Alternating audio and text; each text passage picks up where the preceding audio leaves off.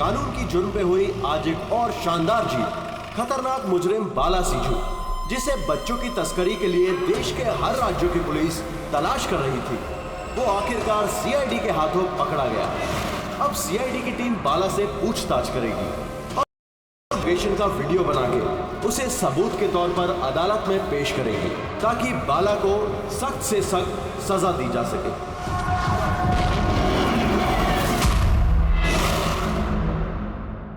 एक कप चाय ही मिलेगी? ये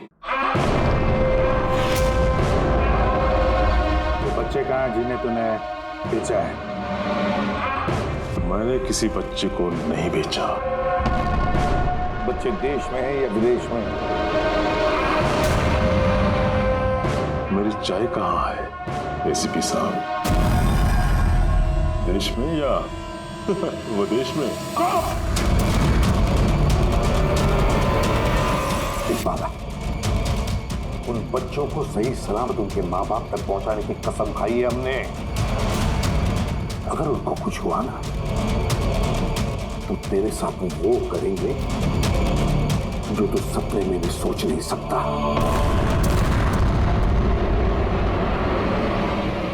एसीपी साहब, आप मुझे धमकी दे रहे हो? हाँ? शुक्र मना हम लोग हैं तो सिर्फ बात कर रहा है। अगर दया होता ना तो क्या कर लेता वो? ज्यादा से ज्यादा मेरे लिए चाय बना के लाता वो।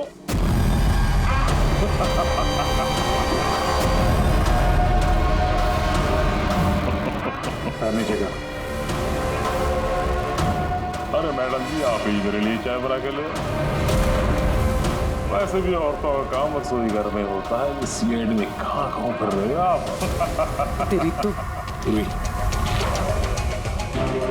और अगर मुझे मैडम जी के हाथ की चाय अच्छी लगी, हाँ, तो मैं इनसे शादी करने के बारे में भी सोच सकता हूँ। वकील साहब, ये हद से ज्यादा बढ़ रहा है। क्यों? तुझे इतनी प्रॉब्लम क्यों हो रही है भाई? हाँ?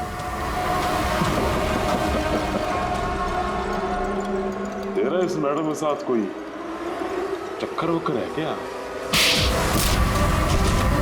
ये आपने क्या किया? मेरे क्लाइंट पे हाथ उठाया आपने?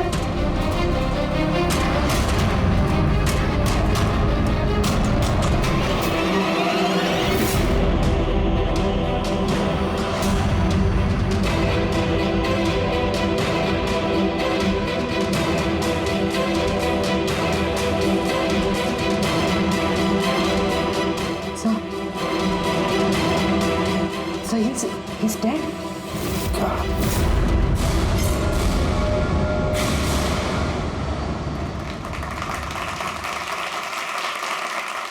Good evening, ladies and gentlemen, and welcome to सवाल जवाब। मैं आपका होस्ट अभय कुमार आपका स्वागत करता हूं। आज का विषय या डिबेट है कि क्या हमारे देश में कानून के रखवाले कानून से बड़े हैं? आप सब लोग ने हाल ही में इस केस के बारे में सुना होगा, जहां सीआईडी के सीनियर इंस्पेक्टर मिस्टर अभिजीत पर बाला नामक एक क्रिमिनल की मौत का इल्जाम लगाया गया। इसलिए आज हमारे साथ मौजूद है खुद senior inspector Abhijeet from the CID bureau, उनके साथ ही ACP Pradyuman ji, welcome sir, और senior inspector Daya CID bureau से। हमारे पैनलिस्ट हैं ex army officer mister Ranveer, ex IB officer Sanjeet ji और एक्स जज मिस मंदिरा, और साथ ही हैं क्राइम के सीनियर एडिटर मदन कुमार जी, और साथ में मौजूद हैं और सीनियर जर्नलिस्ट और ह्यूमन राइट एक्टिविस्ट। तो मैं शुरू करना चाहूंगा ह्यूमन राइट एक्टिविस्ट से। कहिए, इस केस के बारे में आपका क्या कहना है? इनके जैसे ऑफिसर्स की वजह से ही कानून का नाम खराब हो रहा है इस देश में। बिल्कुल ठीक। हाथ में गन या ताकत क्या आ जाती है, इन्हें लगता है कि अपने मनमर्जी करेंगे और मानव अधिकार की धज्जियां उड़ा देते हैं इन जैसे कानून के रखवाले। हाँ, मैं तो कहता हूँ कि इन पुलिस वालों से गन ही वापस ले लेनी चाहिए। गन चलाने की नैतिकता क्या होती है इन लोगों को समझ में नहीं आती। जी, मैं तो ये कहूंगा कि ये लोग सिर्फ राई का पहाड़ बना रहे हैं। बाला सीआईडी वालों के साथ बदतमीजी कर रहा था। अब ऐसे में अगर हाथ उठ भी गया तो इसका मतलब ये तो नहीं है ना कि अभिजीत पर खूनी बनने का ठप्पा ही लगा दें आप लोग। और किसी मुजरिम से होता गलती से एक खून तो क्या आप उसे छोड़ देते हैं या फिर कोई आम इंसान से? नहीं ना। तो फिर जो नियम आम इंसान पे लागू होता है वो इन सीआईडी वाले पे क्यों ना हो? मिस मंदिर, आप कब से चुप बैठी हैं? इस विषय के बारे में आप क्या कहना चाहेंगे? अभी जी मैं चुप इसलिए हूँ क्योंकि जिस सीआईडी टीम की बहादुरी की मिसालें लोग देते हैं उनको आज यहाँ अपमान करना ठीक है क्या? देखिए, मेरे हिसाब से इस बहस का कोई अंत नहीं कि अभिजीत सही है या गलत। ये सब अपने अपने नजरिए पे डिपेंड करता है। अब मैं बात करना चाहूंगा एसीपी प्रद्युमन जी से, जिनका लंबा करियर जो देश के प्रति जिम्मेदारी और फर्ज से भरा हुआ है। इस केस में आप किसका साथ देंगे? सीआईडी के अभिजीत जी का या फिर कानून का? देखिए, आज तक मैं हमेशा कानून का साथ देता आया और आगे साथ देता रहूंगा। इंसाफ होके रहेगा और मैं ये कहने का किसी को भी मौका नहीं दूंगा कि कानून हम सीआईडी वालों के लिए अलग है और आम लोगों के लिए अलग। जब तक इंक्वायरी कमीशन का डिसीजन नहीं आता तब तक सीनियर इंस्पेक्टर अभिजीत सीआईडी की ड्यूटी से सस्पेंड रहेंगे।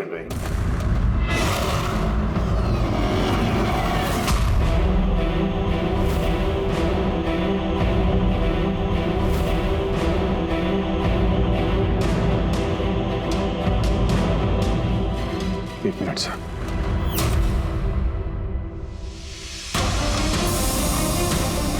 तो मेरे बारे में लोग क्या कहते हैं इससे मुझे कुछ फर्क नहीं पड़ता। अभी आपके मुंह से जो कुछ सुना बहुत तकलीफ हो रही है सर। जो कुछ हुआ आपके सामने हुआ, आप वहीं पे मौजूद थे। अपने दिल पे हाथ रख के कहिए सर कि मैंने जानबूझ के उस आदमी को मारा है।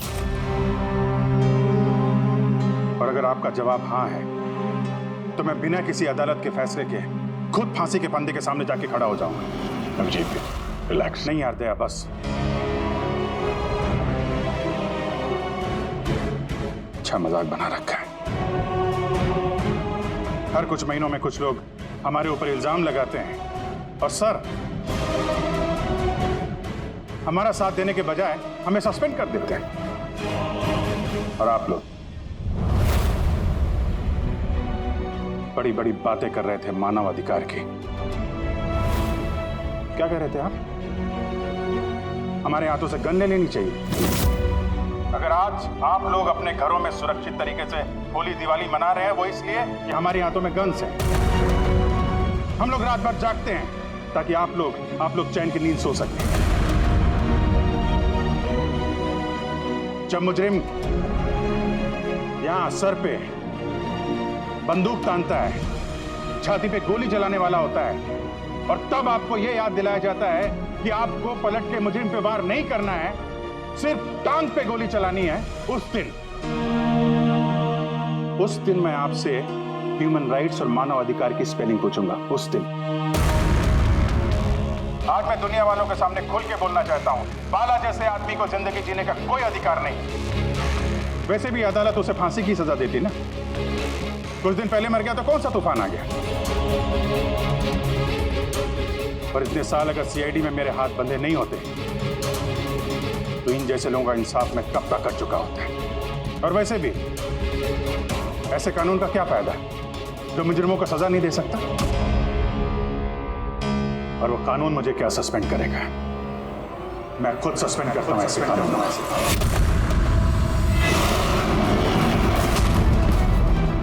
दिल में जज्बा और जेब में इस्तीफा लेकर हमेशा घूमता हूं मैं।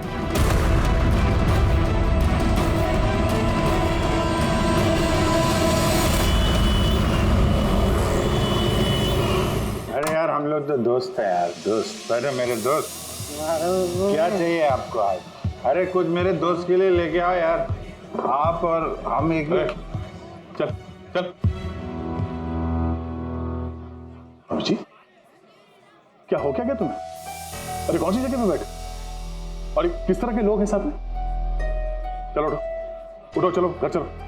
कहाँ चले? सीआईडी ब्यूरो ही तो मेरा घर था और मुझे वहां जाने की परमिशन नहीं। सर सब ठीक हो जाएगा सर, आप यहाँ से चलिए। सब ठीक हो जाएगा। इससे ज्यादा और क्या ठीक होगा। और अब मैं सीआईडी ऑफिसर नहीं हूं। कोई भी ह्यूमन राइट्स वाला, कोई भी इंक्वायरी कमीशन मेरा कुछ नहीं बिगाड़ सकती। सारे मुजरिमों को एक एक करके मार डालूंगा मैं, और तुम लोग भी मेरा कुछ नहीं कर सकते। और ना वो तुम्हारा एसीपी प्रद्युमन। जाओ उसके पास जाओ तुम लोग, मुझे तुम लोगों की शक्ल नहीं देखनी। जाओ। अभिजीत, तुम होश में भी हो? तुम्हें पता है तुम क्या बोल रहे हो? अरे छोड़ो यार, ये दोस्ती दिखानी थी ना तो उस दिन दिखानी चाहिए। आज ही अपनेपन का ढोंग करने की कोई जरूरत नहीं है। क्या बोला तुमने? ढोंग? तुम्हें ये ढोंग लगा? और क्या? सही है, एकदम सही है। सर जाओ जाओ, तुम भी निकलो।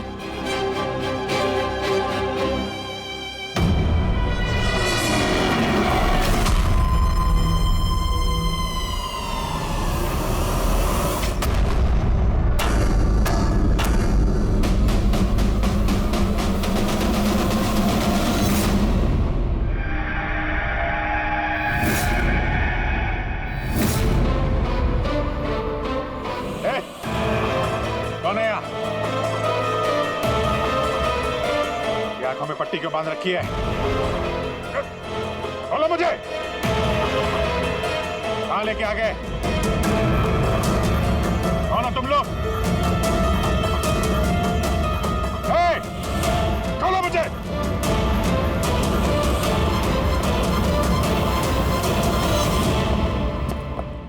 कौन हो तुम लोग?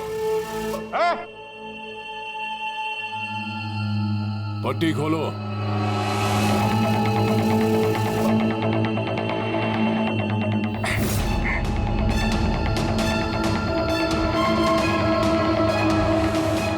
किसे किडनैप किया तुमने? एक सीआईडी अभिजीत, अब तुम एक सीआईडी ऑफिसर नहीं हो। सीनियर इंस्पेक्टर अभिजीत सीआईडी की ड्यूटी से सस्पेंड रहेंगे। डरो मत, तुम्हें हमसे कोई खतरा नहीं। हमें अपना दोस्त समझो। दोस्त? आखिर हो कौन तुम लोग? सब पता चल जाएगा अभिजीत कि हम कौन हैं और तुमसे चाहते क्या हैं। वहां अंधेरे में छुपकर क्यों खड़े हो? हिम्मत है तो सामने आओ। हम अंधेरे में इसलिए हैं क्योंकि ये देश और समाज रोशनी में हमें हमारा काम करने नहीं देता। क्या मतलब? हम भी तुम्हारी तरह कानून के रखवाले हैं, लेकिन तुम कानून के दायरे में रह के काम करते हो और हम उसके बाहर। हम सीधा मुजरिमों का इंसाफ करते हैं, न कोर्ट, न कचहरी, न इंक्वायरी कमीशन, सीधे सजाए मौत। एक मिनट, ये तुम लोग क्या कह रहे हो? मैं कुछ समझ नहीं पा रहा हूं। पहचानते हो इसे? ये तो मालविका है, कहने को सोशलाइट, लेकिन कई आतंकवादी गतिविधियों से जुड़ी हुई है ये। Good, next. Rangan Banga real estate का बिजनेस दिखाने के लिए, और उसकी आड़ में ड्रग्स का लेन देन। विलियम? ये तो विलियम है। 7 मर्डर का इल्जाम है इसके ऊपर। That's right. मगर मुझे क्यों दिखा रहे हो इनकी तस्वीरें? मुझसे क्या चाहते हो? बताते हैं। पहले तुम जरा ये बताओ कि अगर तुम्हें ये पता चले कि इन मुजरिमों को कानून कभी सजा दे नहीं सकता, तब तुम क्या करोगे?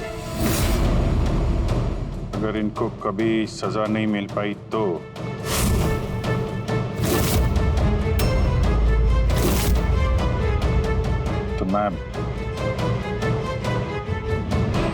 खुद मार दूंगा इनको।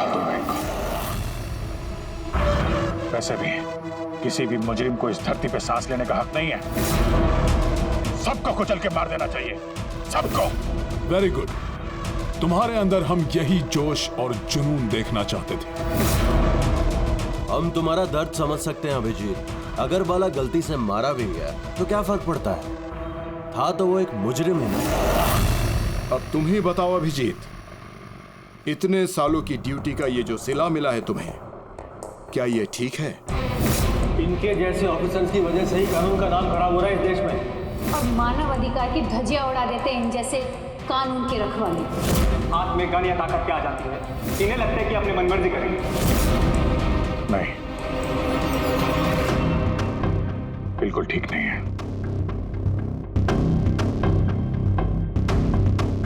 सिर्फ मैं ही जानता हूं सम्मान का घूंट पीने से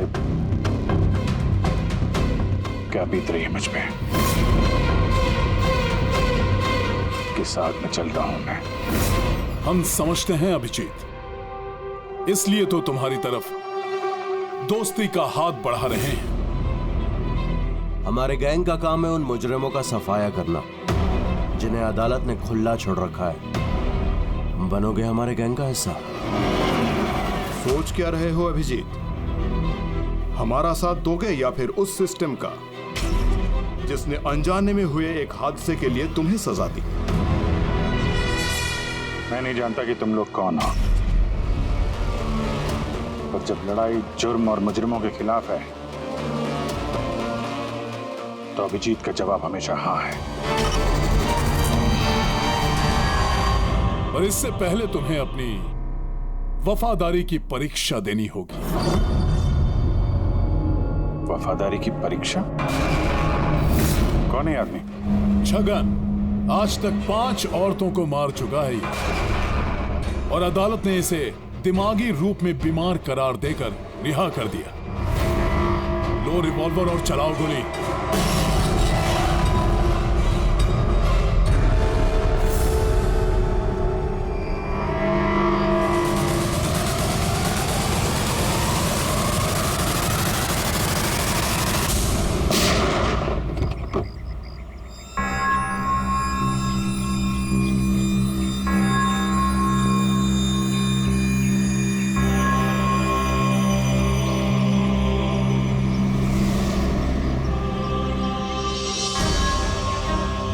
हमारी फ़ोन का इंतज़ार कीजिएगा।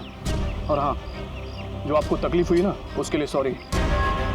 और एक बात ध्यान में रखिएगा, फ़ोन हमेशा अपने साथ रखिएगा। अगर बाथरूम जाना है तो भी।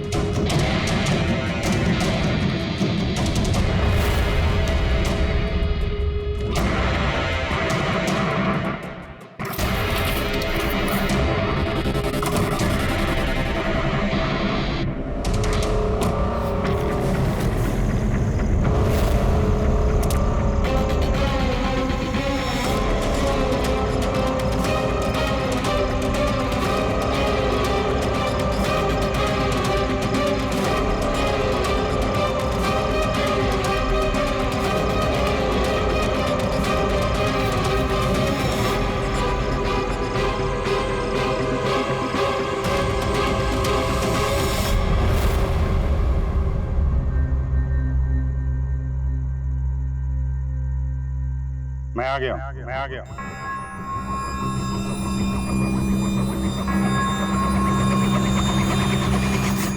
हमारा अंदाजा सही निकला।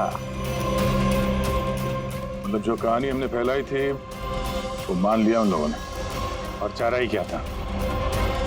जिस जाल में वो लोग फंसे हैं उसे हमने 1 महीने पहले ही फेंका था। सर, इतने खतरनाक मुजरिमों का एक के बाद एक ऐसे खून हो जाना, ये संयोग नहीं हो सकता सर। सर, इन सब मुजरिमों का ये नया दुश्मन कहाँ से आ गया? आ गया या आ गए, इन पांचों का कोई एक ही दुश्मन होना जरा मुश्किल लगता है। पर सर, अलग अलग दुश्मन है तो फिर सबने एक साथ हमला कैसे किया? पूरी लोग अलग अलग हो सकते हैं, लेकिन गैंग एक ही है, मकसद भी एक ही, बुरे लोगों का खात्मा करना।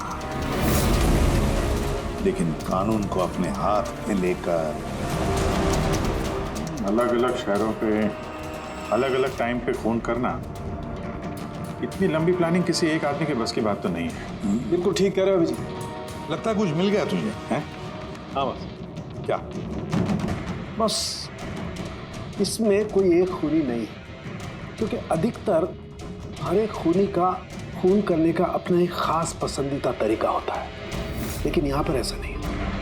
ये देखो, इसे गोली मारी गई है। गोली बहुत दूर से मारी गई है, लेकिन गोली सीधी जाकर के दिल में लगी है, 1 इंच भी इधर उधर नहीं। दूसरा, इसे मार्शल आर्ट के किसी एक खास मूव से मारा गया है, बहुत ही खतरनाक, एक झटके में चित। और ये तीसरा मर्डर? ये तीसरा, इसे जहर से मारा गया है। एक खास नुकीली चीज से जहर इंजेक्ट किया गया है सीधा आर्टरी, जहर तुरंत खून में मिल गया और ये खत्म। तो तीसरा मर्डर भी किसी एक्सपर्ट ने किया है सर? हाँ, ये पहला शार्प शूटर, दूसरा मार्शियल एक्सपर्ट, और तीसरा खास तरीके से जहर का इंजेक्शन देने वाला। ये जो भी है, इन्होंने अलग अलग तरीके से जान लेने की ट्रेनिंग पाई है, जैसे कोई स्पेशल एजेंट। और शायद इस गैंग में इस तरह की सोच रखने वाले और भी लोग शामिल होंगे जो समाज से मुजरिमों को मिटाना चाहते हैं। सर, अगर ये लोग इतने एक्सपर्ट हैं तो ना ही कोई सुराग छोड़ेंगे, ना ही कोई पहचान। इन तक पहुंचेंगे कैसे? लोहा लोहे को काटता है पूर्वी, इन लोगों की गैंग तक पहुंचने का एक तरीका है, बाला की मौत का नाटक। सब कुछ प्लान के मुताबिक चल रहा था सर। फिर उन्होंने मुझे एक आदमी के ऊपर गन तान के ट्रिगर दबाने को कहा। और तुमने ट्रिगर दबा दिया? Yes sir. तुमने ट्रिगर दबा दिया? Yes sir. क्या मतलब है ये सब? हाँ? कहा था ना हमने, तुम्हारी परीक्षा ली जाएगी ये देखने के लिए कि तुम इस काम को अंजाम दे सकते हो या नहीं। मुझे किससे मारना? एक ऐसा इंसान जो इंसान कहलाने के लायक भी नहीं है, देश के उत्तरी राज्यों में ड्रग्स का धंधा करता है, और न जाने इसकी वजह से कितने नौजवान अपनी जिंदगी बर्बाद कर चुके हैं। उसका नाम? अपने आप को बहुत बड़ा बिजनेसमैन समझता है, लेकिन ड्रग डीलिंग ही उसका असली काम है। एक बार वो शहर में वापस आ जाए, बस उसके बाद उसका काम तमाम। नाम? नाम में क्या रखा है? गोली मारने के ठीक 1 घंटा पहले तुम्हें बता दिया जाएगा कि कब और कहां गोली चलानी है। ट्रिगर कैसे दबा दिया? उसे कुछ हो जाता तो, मारा जाता तो? नहीं दया, कुछ नहीं होता। वो गन के वजन से मैंने अंदाजा लगा दिया था, अंदर कुछ गोलियां वोलियां थी नहीं। अभिजीत, अब उनके रंग में इस कदर रंग जाओ कि रत्ती भर तक शक ना करे वो लोग। यही एक तरीका है उन तक पहुंचने का। लेकिन इसके पहले वो कुछ बड़ा अंजाम करें। अगर हम उनके अड्डे तक पहुंच जाएं और उन्हें वहां गिरफ्तार कर लें तो? अगर उनके अड्डे तक पहुंचेंगे कैसे? तुम्हारे आंखों पर तो पट्टी बांध रखी थी। पट्टी बंधी थी दया, लेकिन उनके अड्डे से घर पहुंचने तक मैंने रास्ते को अच्छी तरीके से महसूस किया है, और जो कुछ मुझे लगा मैंने इस पेन ड्राइव पर रिकॉर्ड किया है। ये मेरे कपड़े हैं, जूते हैं, इनसे भी शायद कुछ मदद मिले उनके अड्डे तक पहुंचने के लिए। सर, जो भी करना है जल्दी करना होगा। कभी भी मुझे वो फोन आ सकता है ड्रग डीलर को मारने के लिए, और मैं नहीं चाहता कि ऐसा कोई काम करूं जिसकी इजाजत मुझे देश का कानून नहीं देता। जब तक कानून नहीं कहे हम किसी की जान नहीं ले सकते, फिर वो चाहे मुजरिम ही क्यों ना हो।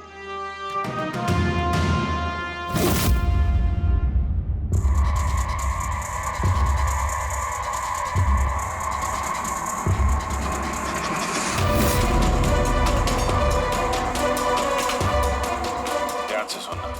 कुल मिला के 1.5 घंटे लगे थे मुझे उनके अड्डे से अपने घर आने में। कार की स्पीड 60 के ऊपर नहीं गई होगी। 15 मिनट गाड़ी ट्रैफिक जाम में फंसी हुई थी। 10:15 उस वक्त मुझे किसी की अर्थी जाती हुई सुनाई थी। और हाँ, जब हम अड्डे से निकले थे तो वहाँ कहीं मंदिर में आरती हो रही थी लाउड स्पीकर पर। और कुल मिला के 6 ट्रैफिक सिग्नल पर गाड़ी रुकी थी और कुछ 5 फ्लाईओवर्स थे और हर फ्लाईओवर को क्रॉस करने में करीब 40 से 45 सेकंड लगते। रेलवे स्टेशन और एक फ्लाईओवर के नीचे रेलवे स्टेशन था जहाँ पे ट्रेन की अनाउंसमेंट हो रही थी। सर आप अंदर। ये देखिए, अनिकेत कुमार सर। सीबीआई ने अभी थोड़े दिन पहले इससे बातचीत भी की थी। सर देश के कई जगहों पर ये ड्रग्स का धंधा करता है। अभी कहाँ है? सर वो फ्रेडी सर देख रहे हैं। सर ये पैडी है, भान। ओह, ये पैडी है। वो जो तुम अभिजीत की कमीज पर से लेके आई थी वो रेशा, वो एक गनी बैग का रेशा, किसी बोरी का। मतलब पैडी और बोरा, इसका मतलब ये कोई गोदाम है। गोदाम को अपना अड्डा बना रखा है उन लोगों ने। कोई ऐसा गोदाम जहां पर अनाज रखा जाता है या फिर कोई ग्रेन मिल। सर ये रूट लिया उन लोगों ने। ये रूट ठीक वैसा है जैसे अभिजीत सर ने बताया था। विरार की तरफ जाता है। गुरजापुर में। डॉक्टर साहब, क्या अभिजीत को अनाज के गोदाम में रखा गया था? अनिकेत आज सुबह ही ग्रीस से वापस लौटा है, अभी तो वापस नहीं आया। अच्छा, अब गैंग वालों का फोन आएगा अभिजीत को। आएगा फोन।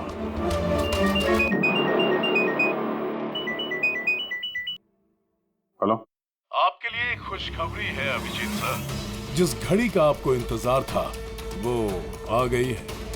आज आपके शुभ हाथों से एक मुजरिम को सजा मिलेगी। ठीक 1.5 घंटे के बाद एक काले रंग की गाड़ी आएगी आपके पास और बता देगी कि आपको किस पे और कहां गोली चलानी है। मगर राइफल कौन सी है? क्या फर्क पड़ता है राइफल कौन सी है? आपको तो सीआईडी ट्रेनिंग में हर किस्म की ट्रेनिंग दी जाती है ना? मैंने ट्रेनिंग तो मुझे सारे हथियारों की है, लेकिन मेरे पास सिर्फ एक ही चांस है गोली मारने का। तो अगर मुझे पता हो हथियार कौन सा है तो थोड़ी आसानी होगी। RS 451। Okay, RS 451।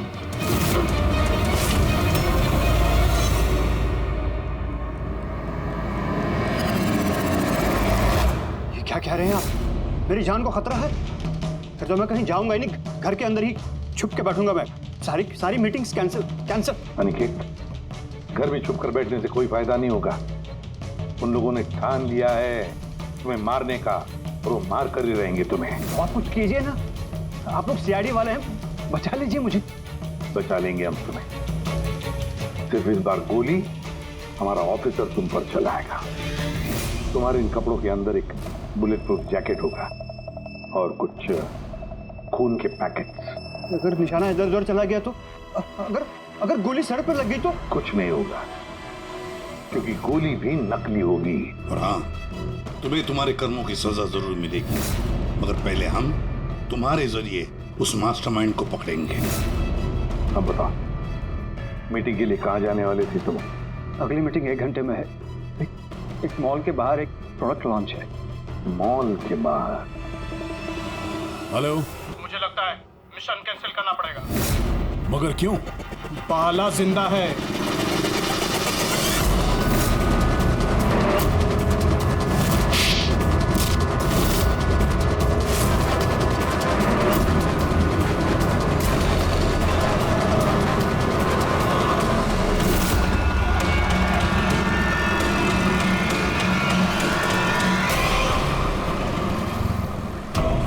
बहुत बड़ा धोखा हुआ हमारे साथ में। अभिजीत के हाथों किसी का खून हुआ ही नहीं है। प्लान कैंसिल नहीं करेंगे आप।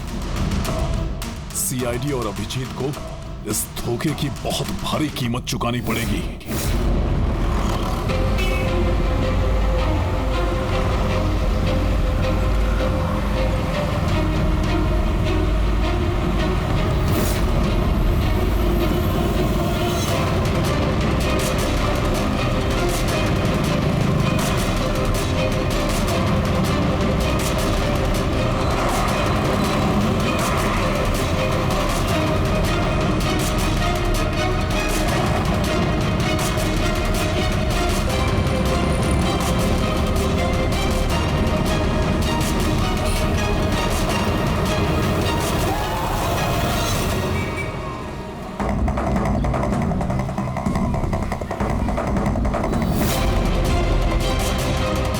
यहाँ पे वो आदमी आने वाला है।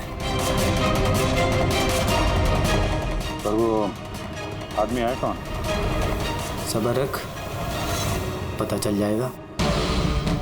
चल तुझे वो जगह दिखाता हूँ जहाँ से तुझे गोली चलानी है उस पर।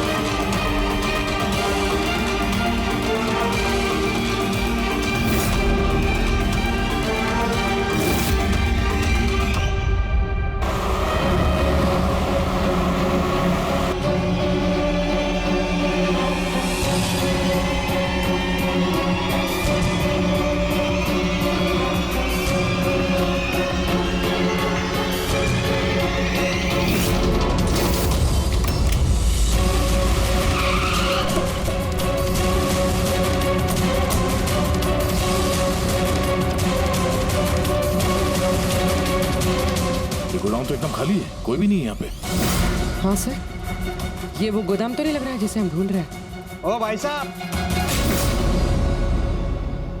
कौन है आप लोग? क्या चाहिए? तुम यहाँ पे काम करते हो? ये गोडाउन को इस्तेमाल कर रहा था क्या? नहीं तो पिछले 2 साल से बंद पड़ा हुआ है और ये गोदाम हमारे बॉस को बेचना है। अब क्या खरीदने आए? अगर ये वो गोडाउन नहीं है तो फिर कौन सा गोडाउन है?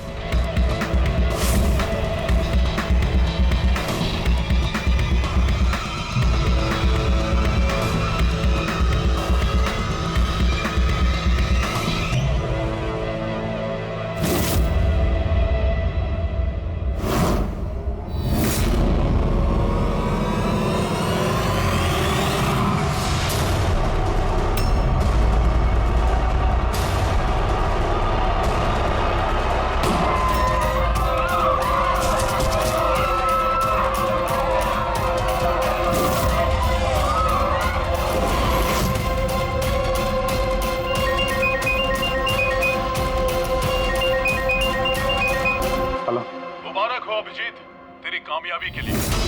अनिकेत के टिकट कट चुकी है। अब बैठो गाड़ी में, मिलकर बधाई दूंगा तुम्हें। ठीक है, आ रहा हूं मैं।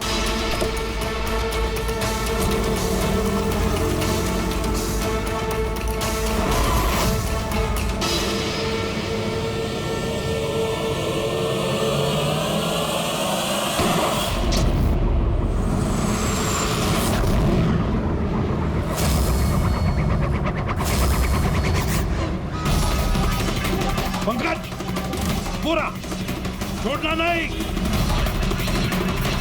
ओह नो सर। क्या हुआ? सर मुझसे एक गलती हो गई। वो तिलक नगर वाला गोदाम में सो गया। सर ये देखिए सर, वहाँ पर भी मंदिर है, स्मशान है, फ्लाईओवर है और रेलवे ट्रैक है। कहीं ये वही गोडाउन तो नहीं है? कितनी दूर है यहाँ से? सर ट्रैफिक है तो 40-45 मिनट लगेगा। सर मुझे को पता था हमारे प्लान का। अभिजीत सर नकली गोली चलाने वाले थे। अभिजीत की जान को खतरा है, दया को फोन करना होगा। दया, देखो अनिकेत पर किसने गोली चलाई है, असली गोली। हाँ, अभिजीत की जान को खतरा है। उनके अड्डे का पता चल गया? नहीं सर, ढूंढ रहा हूँ। जल्दी जल्दी दया, टाइम नहीं है हमारे पास।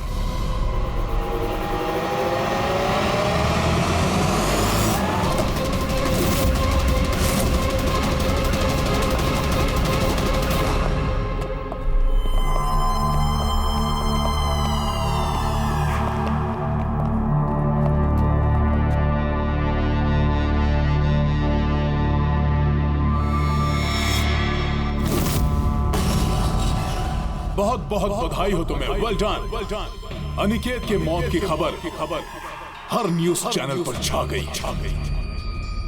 और अब तुमने हमारा विश्वास जीत लिया है। इसलिए अब हम अंधेरे से रोशनी में आकर तुमसे अपनी पहचान करवाएंगे।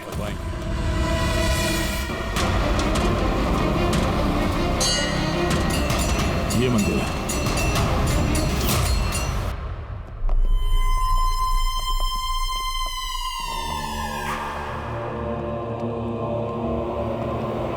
हमारे पैनलिस्ट हैं ex IB officer Sanjeet ji, ex जज miss Mandira, ex army officer mister Ranveer. Oh, तो आप लोग हैं? हाँ, हम। क्यों? हैरानी हुई हमें देखकर? भूल गए उस दिन जब सिर्फ मैंने तुम्हारा समर्थन किया था?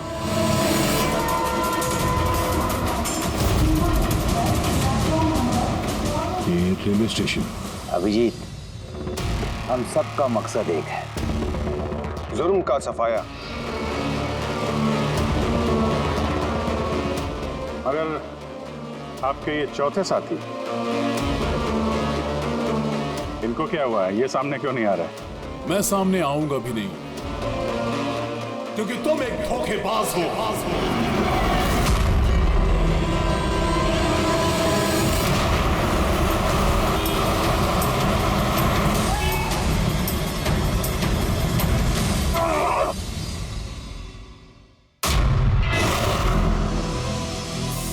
बाला जिंदा है?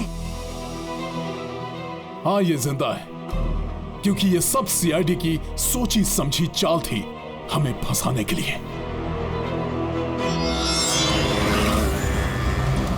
और ये स्मशान भूमि। और अनिकेत? वो भी जिंदा होगा। जरूर इस अभिजीत ने उसे नकली गोली मारी होगी। अभिजीत, इस धोखे की सजा सिर्फ मौत है, सिर्फ मौत। तुम और बाला दोनों मरोगे, दोनों। और तुझे हम नहीं मारेंगे, तुझे ये मारेगा।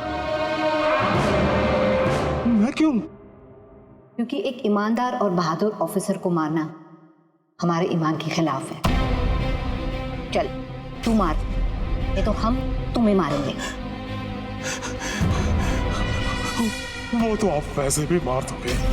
नहीं, हम तुम्हें एक और मौका देंगे। चलाओ गोली। ले वाला, पिस्तौल ले। ले।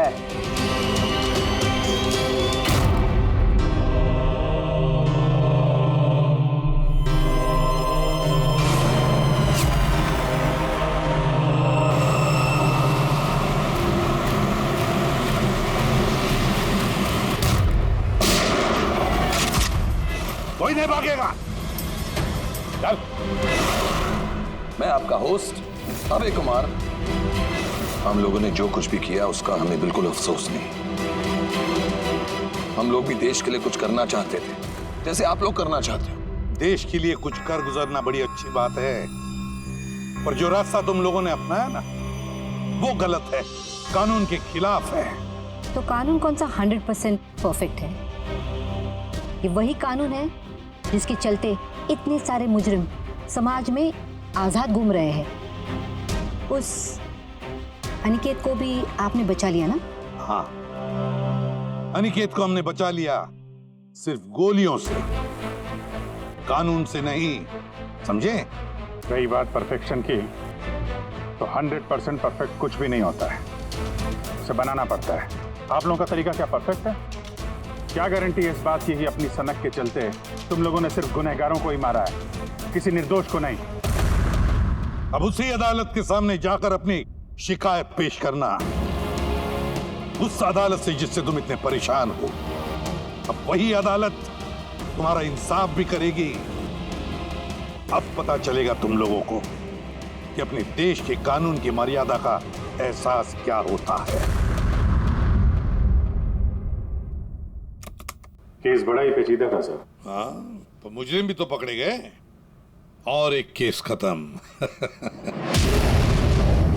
चलो भाई, घर नहीं जाना क्या? मगर अभी एक अपराधी को पकड़ना बाकी है। क्यों दया? Hello CID. कौन है आप लोग? क्या चाहिए? मैं विक्रांत हूँ, क्राइम टीम से। हमें यहाँ की तलाशी लेनी है। ये सर्च वारंट है।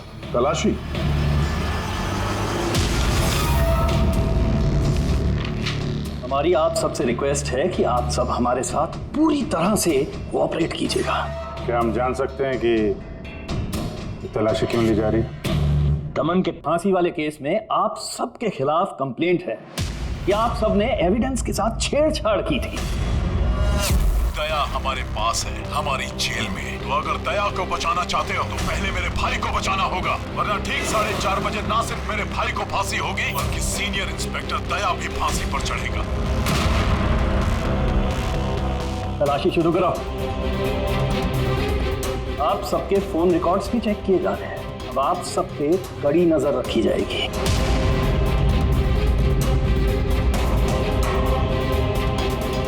और हाँ, आप सबके साथ अकेले अकेले सवाल जवाब भी किए जाएंगे।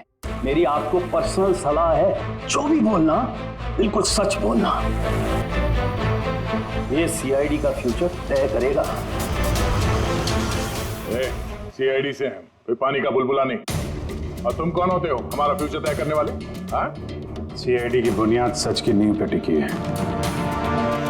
झूठ बोलना हमें आता नहीं। हाँ हाँ पता है, आप सीआईडी वाले हो, पता है।